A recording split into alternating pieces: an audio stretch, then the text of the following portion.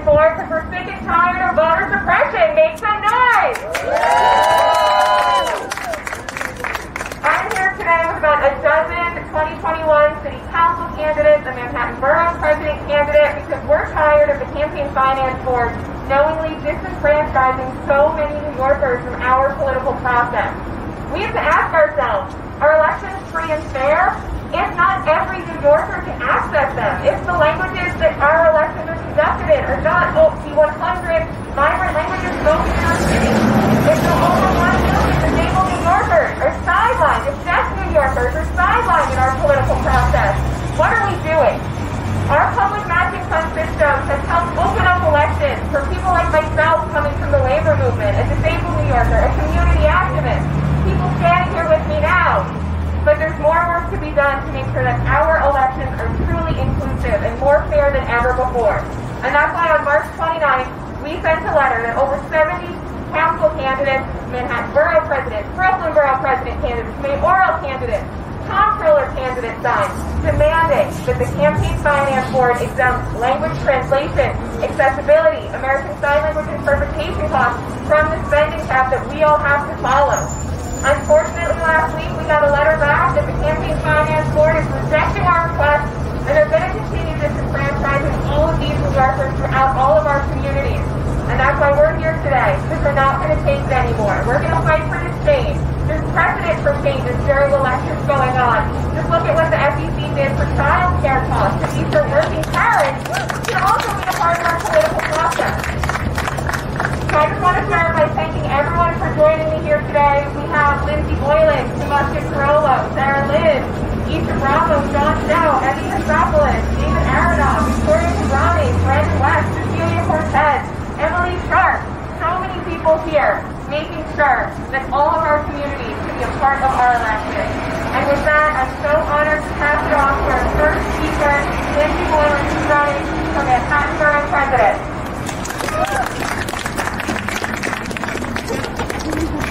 So much, Rebecca. I'm just so honored to be here with a group of true leaders, because this is not a side issue. This is not a procedural challenge. This is the heart of what democracy should be about, and the fact that so many of our New Yorkers are being constantly and consistently disenfranchised it means that our democracy is becoming manhole. And it means that almost 50% of our families, our households in New York, where English isn't the primary language at home, are not able to fully participate in this process. It means that we can understand completely why we have, for instance, a subway system that is in no way disability prepared, mobility prepared. It is one that disenfranchises so many people as they just try to go about their lives. And it's not right, and we cannot allocate resources that way moving forward. And I'm just so honored to be here in charge of you, Rebecca, and all of our colleagues to get in office and say, this is the hard end of the campaign, because we're not represented. And I'm just so proud of what you're doing, and everyone who signed on. So thank you so much. Thank you so much, Lindsay. I also need to add another person to the list, and I apologize, it's not on my spreadsheet. Felicia Singh, thank you so much for being here with us. Thank you, thank you. And with that, we'll have our next speaker, a woman I'm proud to be in a council race with on the District 5, running for the District Committee, Kim Oscar-Cirillo. Thank you so much. Thank you, Rebecca, for putting together this incredible event. My name is Kim Oscar-Cirillo. I am running in the 5th Council District with Rebecca, which includes the Upper East Side, Yorkville, East Harlem, and Roosevelt Island. And part of why I'm running is because I believe that the government can and should be a force for good in people's lives. And one thing that we know is that as we are trying to elect people who will do great things for this city, who will fight for the disenfranchised, who will work for disinvested communities, that we can only do that if everybody has political power, if everybody has the same rights that everyone else has. And so that's why this fight is so important. Over the last several years, we have seen great strides in election reform in the city and state. We have seen early voting. We have seen an expansion of absentee voting. And in this race, for the first time, we will see ranked choice voting, which will give people an even greater ability to decide who they want to represent us. But there are people who are left out of the process. And one of the things the thing that we are fighting for today is to make sure that we can exempt accessibility costs from the spending cap. Because while spending caps are a wonderful thing in city elections that help level the playing field, if we are forcing campaigns to spend so many of these limited resources on accessibility for people, and we are not exempting that from the spending cap, then we are essentially potentially shutting so many people out of the process. Accessibility is not a luxury, it is a necessity.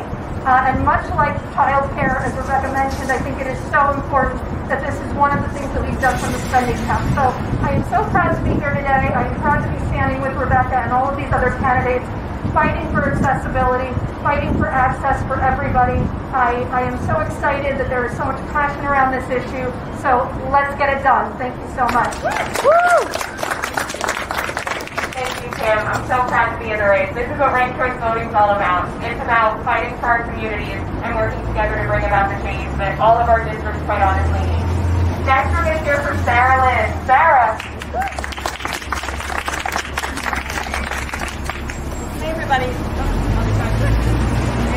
Hey, everybody. I'm Sarah Lynn. I'm running for City Council in District 6, so across the park from Rebecca and Kim. I'm so glad to be here. Thank you, Kim, for leading on this issue. It's really important, and we need people like you out there doing this. So I just want to say, thank you so much.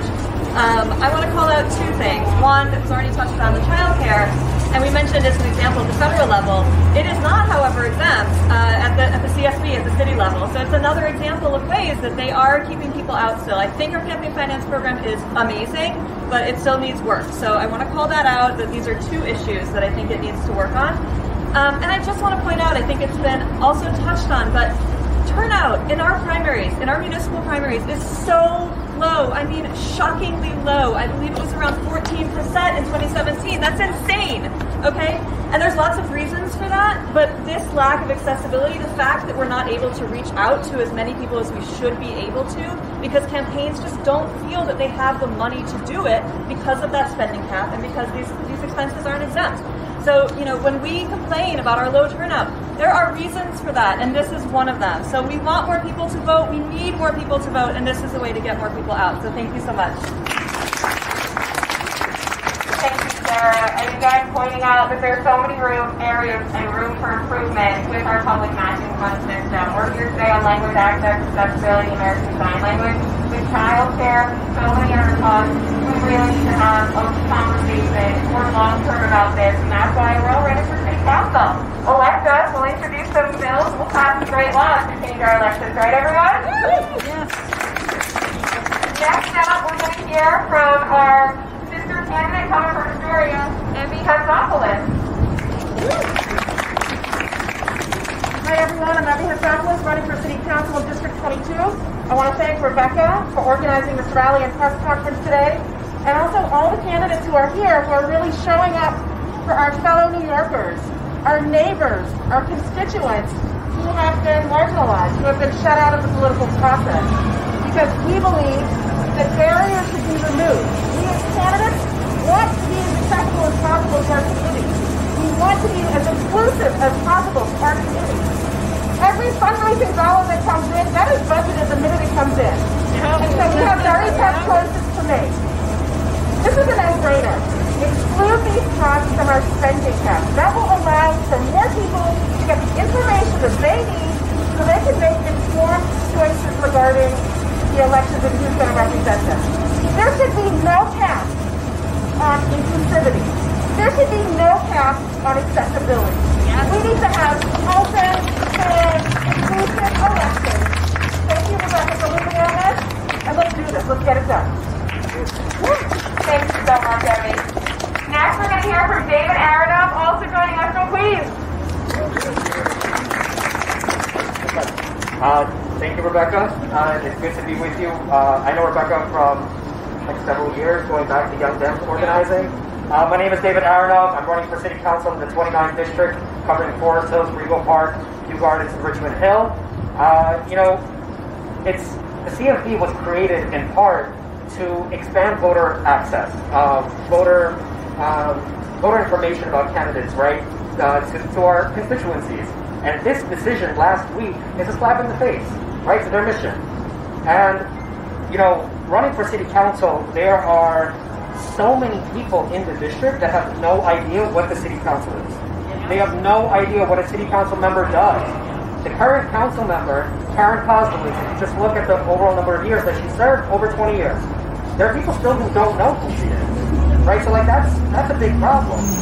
And the CFB, right? We have this spending cap, but it's really a tale of two spending caps because we have regular candidates, right? That $190,000 spending cap, and then we have candidates connected to special interests that will have independent expenditures for special interest groups spending thousands of more dollars on their behalf, and therefore spending more than $190,000. So when you have underrepresented groups and you have the spending cap, it's a trade-off, right? What do? How do you reach out to these different groups? And as Sarah Lynn said before, our primary turnouts are extremely low. People do not turn out in primary elections. But we know in New York City, the primary counts more than the general election. Yes, it does. So the CFB needs to get its act together. This can be done very easily. We need the courage to do so. And in the city council, we will legislate to make our elections more fair, accessible, inclusive, and transparent. Thank you very much. Thank you, Rebecca. Thank you about the Mets up at our last Young Dems conference together. Let's go Mets, everybody. I'll be a part 2 today. Let's go Mets. Next, we're going to hear from my sister, also in North Rhode Island, New York, Victoria Cabrone. Thank you, everyone. There we go. Thank you, everyone. Thank you, Rebecca, for organizing this, and thank you for amplifying this message, which has been needed to be said for so long. And it's really sad to me to hear that CFB, again, is not listening to the needs of voters. You know, several years ago, I was running a voter registration drive, and there was a candidate who came up to me and said, "What are you doing? Why are you registering new voters? Don't you know that now you have to raise more money to market your message to those voters? So why does New York City not want people to be given these different messages and to be allowed to participate in our democracy? It's because they don't want to spend the money, and they don't want you to outreach to those voters. They want to keep it in a small pool so they know who votes, they go straight to those people every year, and they get their candidates, their preferred candidates in. Well, we're here to change that narrative. We're here because there's a new generation of candidates. We're fighting for change, fighting for equity, equality, and access for all. Thank you. Thank you, Rebecca. Thank you, Victoria. Next, we're going to hear from Brandon West, coming up to us from Brooklyn. Thank you so much. My name is Brandon West. I'm running for City Council District 39 in Brooklyn. So one thing that we are all doing here is we're trying to push for New York for all New Yorkers. This is about political power. If you're not brought to the table, if you're not part of the system, then you do not have political power. It's simple as that. Now, I also used to work at OMB, so I used to know things from the budget side. Budgets are moral documents. They're moral documents. You pay for what matters to you and matters as a city. I was taught walking by here, I'm pretty sure this building was a 421A subsidy building across the street. A lot of money that we spent to make that. That was our priority. Our priority, if you look at the budget, is not making things acceptable to all people and all New Yorkers. There's one quick small story. I also used as a voting rights advocate. So I worked at Center for Popular Democracy, and that was the work that I do every year. So, for doing that work, I know a lot about the Board of Elections. What happened a few years ago? A bunch of advocates pushed in order to have more language access and interpreters in the polling place. What did the Board of Elections do? They sued to have less poll workers. They didn't want to have that requirement. They were trying to encourage for less access. That is our elected officials right now are arguing in court for less access. That is a reference point for where our city is and how they care about bringing in everyone into our political process. So we have to change that. So that's why I'm here. I know that's why everyone else is here, and we're going to build that future for everyone. Thank you. Thank you, Brandon. Thank you so much. Next up, we're going to hear from Cecilia Cortez, joining us from District 40. Hello. Hello, how are you? I am Cecilia Cortez. I'm running for District 40. And I'm here with the rest of the candidates to support the work of Rebecca. Thank you, Rebecca, for having me.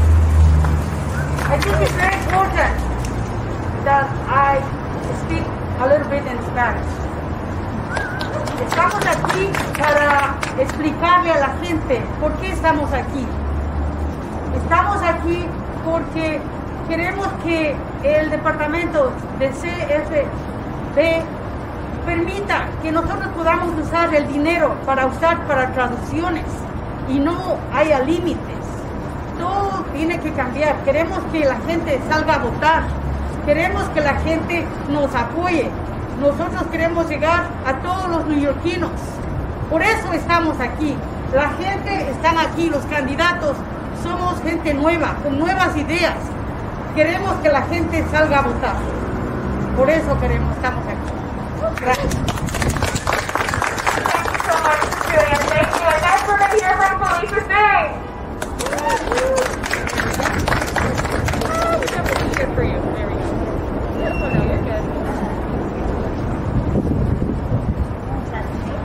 Yeah, we practice all of them. Hello? There we go. I'm Felicia Singh. I'm a candidate and special education teacher for District 32. I want to thank Rebecca for inviting me to this press conference and confronting the issues unapologetically. Let's call this what it is. It's a lack of consideration for the teaching of spending half for ESL and translation services provided by candidates in the practice of actual ableism and racism. Yeah. This is unacceptable. It is disappointing that the CFB would pursue such a denial of equity for disabled and immigrant communities of New York City. Just as it is empowering for families and students to understand their child's disability and have their needs met in the classroom, an informed family creates opportunities for an empowered life. Similarly, what is central to inspiring already marginalized communities is building voter power. There should be no limitation to access to information that directly impacts their lives. Our communities are intersectional, and so are our needs. Their existence and their vote must be valued. There is no debate about that. These are basic needs of the community that must be met by candidates and organizations, and no such path should exist to limit and neglect this accessibility. This denial continues the cycle of marginalization and the continuous invisibilizing of communities that require Braille, captioning, ASL, and translation in the primary languages that they speak. This is also about employment of our community members. I have hired people to translate my literature in languages that our city doesn't even translate in. It is a shame that our city doesn't expand language services and limits us to. Empowering our diverse communities through full accessibility allows us to be best equipped to fight paternalism, misogyny, ableism, and white supremacy that pervade our society. Our ability to dismantle oppressive systems will permit us to wield our vote and power in order to thrive. There is no justice without disability and language justice. We will continue to confront and fight ableism and racism every day. Thank you so much. Thank you so much. Hello. I want to thank Rebecca for organizing this, your leadership in bringing us together. My name is John Churro. I am a Democrat. I'm running for City Council in District 20. Racism is endemic to city government. It pervades the very fabric of our democracy. This is a very clear example of the city telling us, people with disabilities, people who are immigrants, that we are not equal, that we are not first-class citizens, and that we should be satisfied with second-class status in this city. I speak out against that and call on the city, the Campaign Finance Board, to do the right thing. In 2003, as legislative director for John Liu, we pushed for the first language access bill in this city. The mayor told us it wasn't important.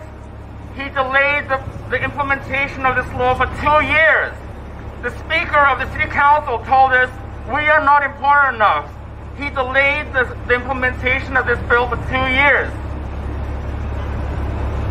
I can tell you right now that language access is critical to the operation of this city, and now the mayor touts language access as city policy. Well, guess what? The CFB has not gotten the message. They need to implement language access and disability access and make sure that we are able to pay for it. It's not enough to say, as the CFB did, in very gentle words, that yes, it'd be nice to have this, but unfortunately we're going to deny your claim. We stand here together to say that is not enough. You cannot just play by the letter of the law. You have to talk about equity and justice for all, and I'm here today with everyone here to call on the CFB to do the right thing. Thank you. Much, John. Thank you so much. Next, we're going to hear from Emily Sharp. Hello, everybody. My name's Emily Sharp. I'm running for City Council in District 26 in Queens. They say that activists make the best leaders, and I believe that to be true. We have so many activists here today that I know will do the right thing in City Council.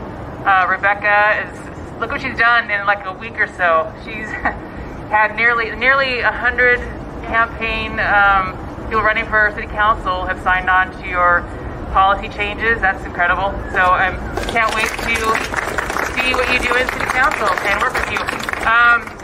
So not only do I want to lift the cap, I would like for them to pay for it.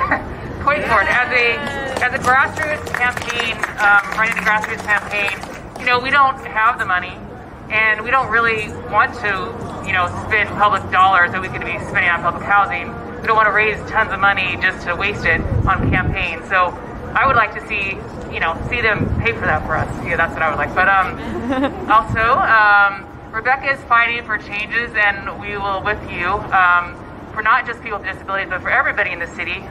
When I was, I'm a mom, and my child was small. Going to the subway to go to the doctor was like anxiety provoking. I was like, how am I going to get on? There are no elevators anywhere. The closest one was a mile away, and the other one was under the East River at Grand Central. And so, you just had to rely on the kindness of strangers to help you carry up your stroller. So what you're fighting for everyone, and really appreciate it, and can't wait to work with you on that. Thank you so much. Thank you so much, Emily. And as she touched on, accessibility isn't just for disabled New Yorkers. It helps everyone. A woman in Brooklyn lost her life carrying her son in a stroller down subway steps. So this fight isn't just about disabled New Yorkers. It's not just about immigrant New Yorkers. It's about every single New Yorker. And next we're going to hear from another candidate. I'm humbled to be in the race in District 5 for Billy Freeland. You hear me? My name is Billy Freeland. I'm also a candidate in District 5 alongside Rebecca, alongside Kim. I first want to salute Rebecca for organizing this incredible rally, asking the CFB to do what's right. They absolutely should not apply these vital costs to spending cap. But I also want to echo Emily Sharp. I mean, to have the city pay for these costs would be a huge step forward toward enfranchising so many New Yorkers who are currently shut out of our political process. When campaign events are not accessible, when there are language barriers, it hurts all of us as a city. But it hurts most of all those New Yorkers who rely on language access, who rely on ASL, who rely on physical accessibility to campaign events. And what this is about fundamentally is, are we going to be a city that lives up to our values? Are we going to be a city that lives up to the progressive values that we purport to hold ourselves out as living up to every day? If we do not lift the spending, if we do not allow these costs to be exempt from the spending cap, and more fundamentally, if we do not pay for these costs directly from the city, then we will not be living up to those values. So I just want to say this is an equity issue. I want to thank Rebecca for fighting this fight. Let's go. Let's get this done. Let's win. Thank you, Rebecca, so much. Thank you so much, Billy. I'm proud to be in this race with you in District 5. Anyone we missed? Anyone? Making sure. Thank you so much for everyone that came out today, that rallied with us, that's supporting our fight here.